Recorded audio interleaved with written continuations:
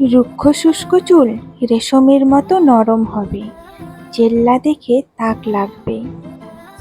সুন্দর এবং জেল্লাদার চুলের স্বপ্ন সবাই দেখেন, কিন্তু অনেকেরই সেই স্বপ্ন অধরা থেকে যায়। নানা কারণে চুলের প্রাকৃতিক সৌন্দর্য হারিয়ে যেতে থাকে। চুল হয়ে ওঠে রুক্ষ শুষ্ক। নিষ্প্রাণ চুল দেখে মন খারাপ করা ছাড়া আর কোনো উপায় থাকে না। আমাদের অনেকের মনে প্রশ্ন থাকে, ক্ষতিগ্রস্ত এবং রুক্ষ চুল কি আবার ঘন জেল্লাদার হতে পারে?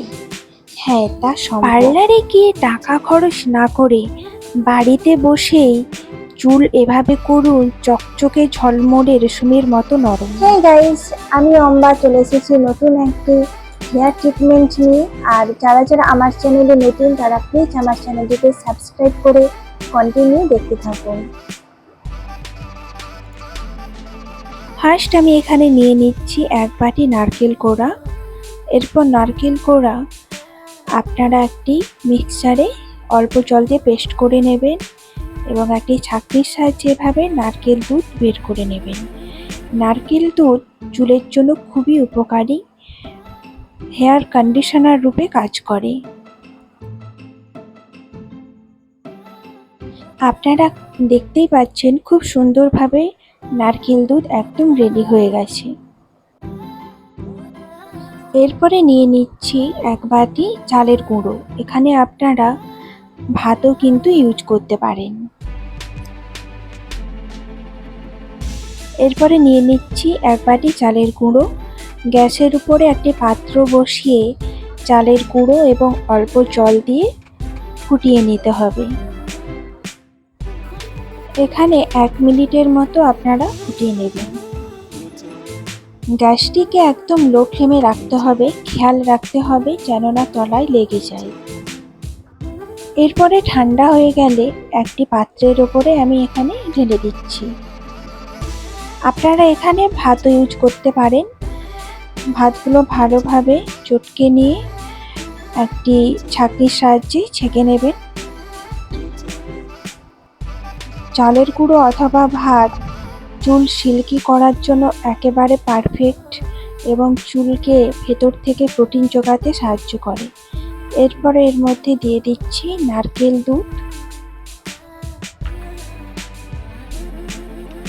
এরপরে ভালো করে মিশিয়ে নিতে হবে।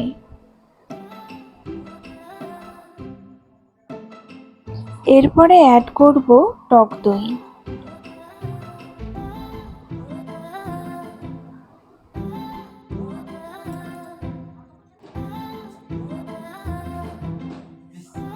আবারও সংমিশ্রণটিকে ভালো করে মিশিয়ে নিতে হবে। এরপরে এর সাথে অ্যাড করব মধু। মধু চুলের প্রাকৃতিক জেল্লা ধরে রাখতে খুবই কার্যকরী।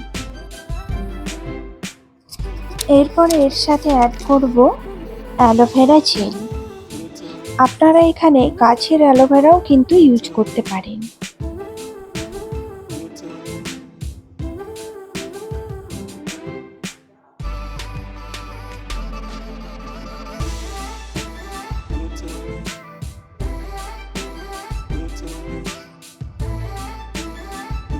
দেখতেই পাচ্ছেন সংমিশ্রণটি খুব সুন্দরভাবে ভালো করে পুরো মিশে গেছে এবং হেয়ার স্পা একদম রেডি হয়ে গেছে। আপনারা এটি সপ্তাহে 1 দিন কিন্তু ইউজ করবেন অথবা 15 দিন অন্তর আপনারা এই হেয়ার প্যাকটি ইউজ করবেন।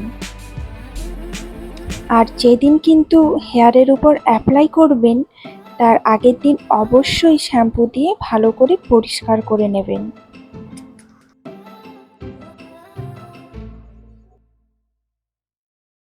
এরপরে অল্প অল্প চুল নিয়ে স্ক্যাল্প থেকে পুরো অংশটি এই প্যাকটি ভালো করে মেখে নেবেন। এইভাবে পুরো চুলের মধ্যে আপনারা অ্যাপ্লাই করবেন।